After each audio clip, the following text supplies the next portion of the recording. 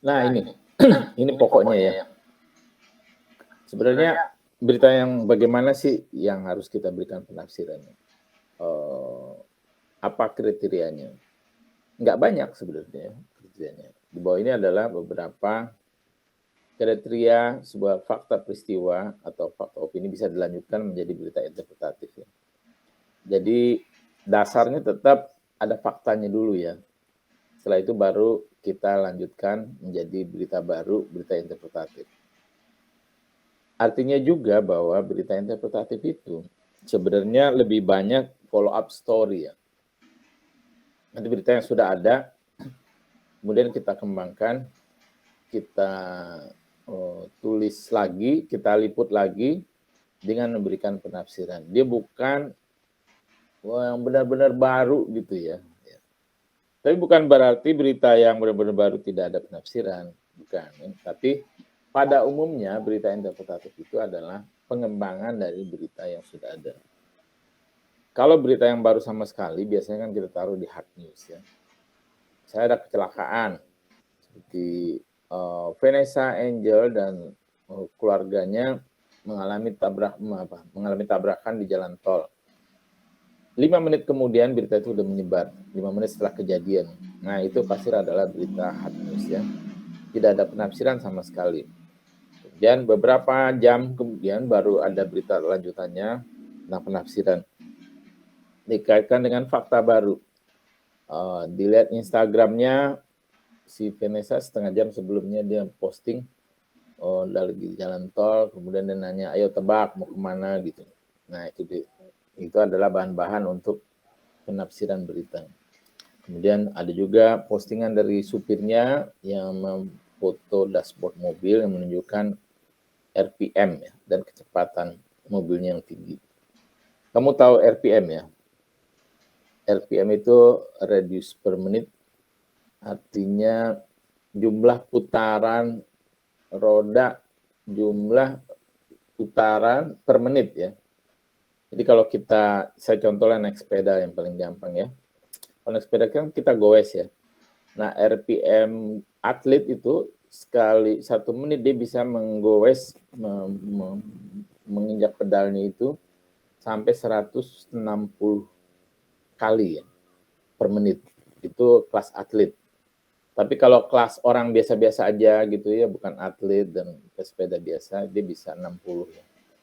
60 per menit, 60 kali per menit. Jadi 1 detik, 1 putar, 1 detik, 1 putar. Gitu. Nah itu RPM.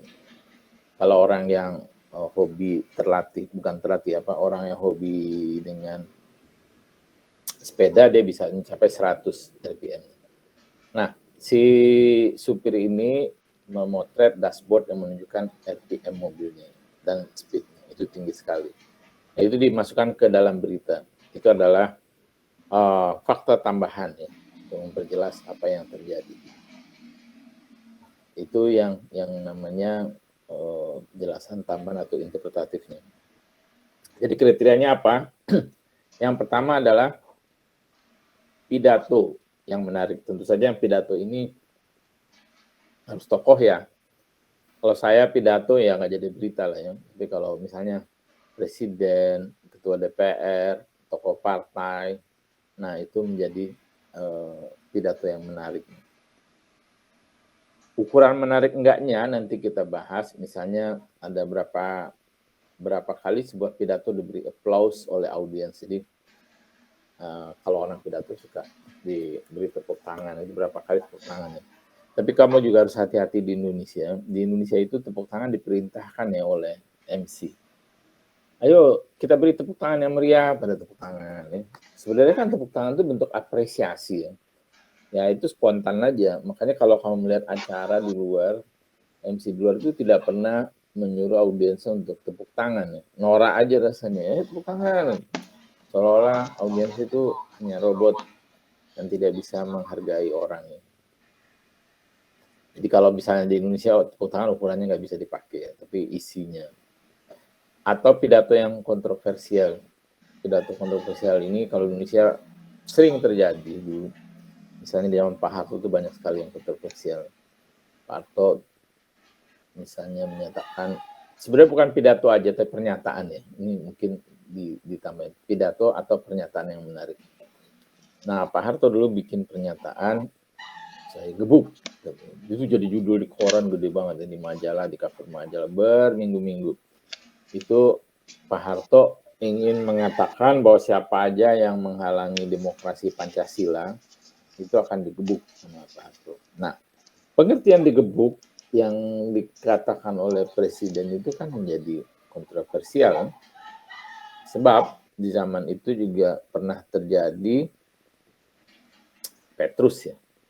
Petrus itu adalah, ini istilah kurang tepat sebenarnya, penembakan misterius ya terhadap penjahat di zaman tahun 80 sekian ya, saya lupa tanggalnya.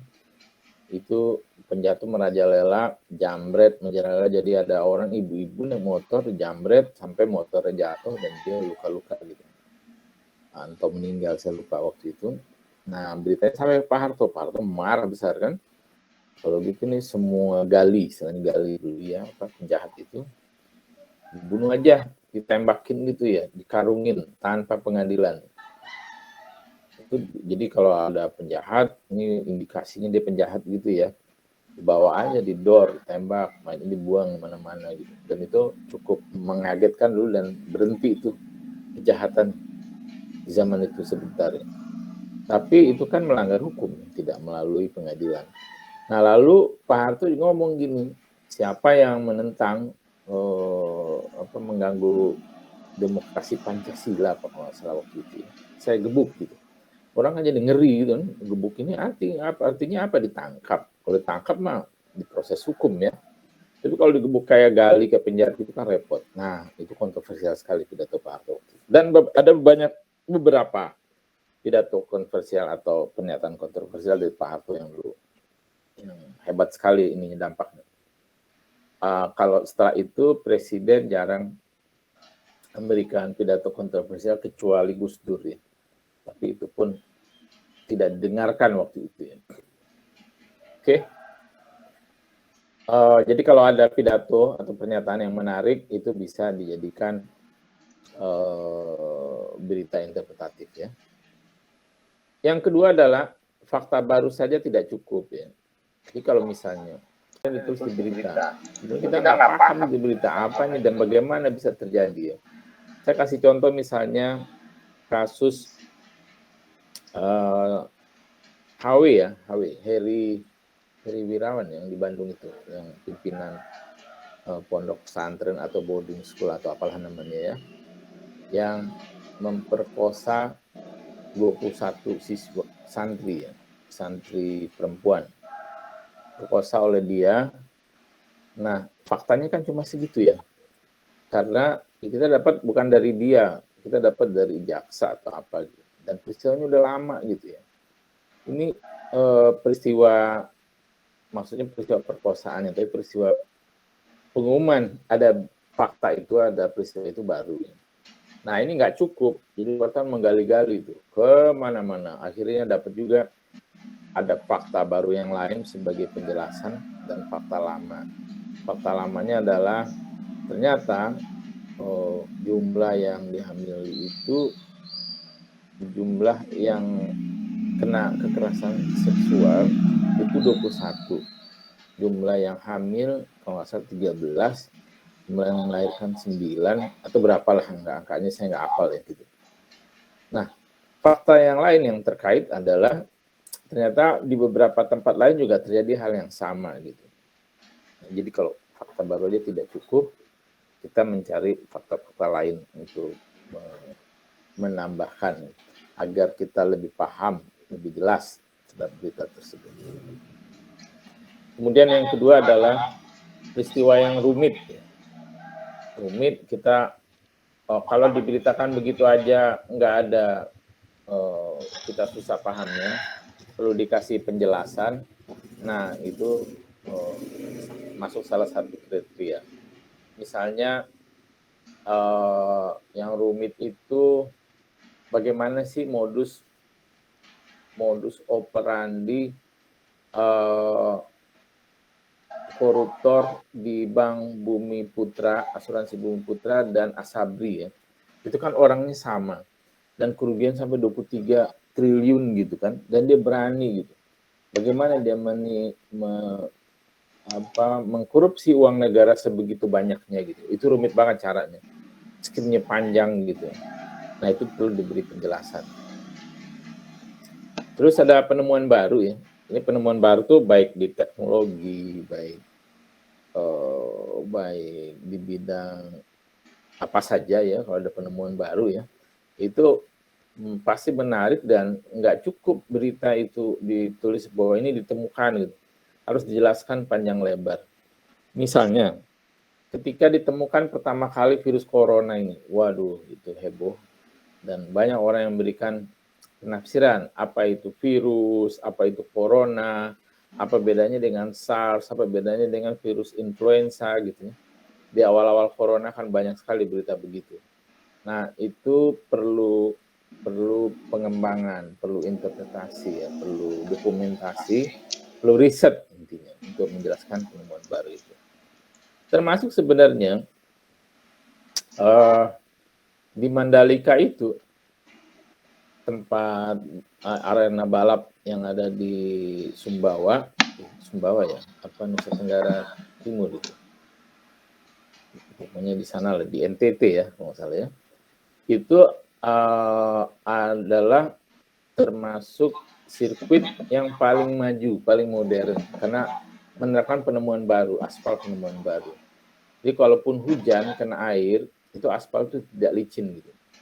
Dan yang menggunakan itu baru 4 sirkuit di dunia, termasuk Mandalika. Nah, setelah Mandalika itu diresmikan, orang pada membahas itu penemuan baru. Orang pengen tahu apa sih gitu kan penemuan barunya itu gitu. Kemudian yang selanjutnya adalah kalau tokoh itu banyak berbohong ya, banyak kebohongan dalam mengemukakan apa namanya pendapatnya atau opininya atau kebijakannya ya. Nah, itu kita perlu menafsirkan mana yang benar, mana yang enggak. Setidak-tidaknya kita perlu mengingatkan bahwa ada versi lain gitu dari keterangan pejabat ini, mestinya enggak begitu. Agar semua orang yang membaca itu menjadi paham ya bahwa yang dikatakan pejabat ini belum tentu seperti apa adanya gitu ya. Dia bentuk citra atau kebiasaannya berbohong atau apalah ya gitu. Terus yang terakhir adalah ada lagi yang banyak unsur pertentangannya ya. Misalnya gini, ini yang terbaru unsur pertentangan. Ada peraturan yang kalau orang datang dari luar negeri itu harus dikarantina selama 10 hari. Kemudian ada orang Mulan Jamila dia anggota DPR dan juga penyanyi bersama Ahmad Dhani suaminya berpulang dari Turki, dia dikarantinanya di rumah gitu. Padahal yang kita tahu karantina itu harus di hotel ya, harus di Wisma Atlet dan lain-lain. Jadi ini bertentangan gitu. Mengapa dia boleh, mengapa yang lain tidak boleh di rumah? Kan ini jadi perdebatan luas ya. Seolah-olah itu tidak konsisten dan lain-lain. Nah, ini perlu interpretasi. Apakah memang benar ya bahwa seorang anggota DPR itu boleh karantinanya di rumah gitu. Terus yang terakhir adalah yang perlu diberikan interpretasi sebuah peristiwa yang news value-nya sangat tinggi. Ini berikutnya saya akan memberikan contoh masing-masing ya. Kita bahas lagi contohnya. Nah ini ya. Ini kita bahas satu persatu.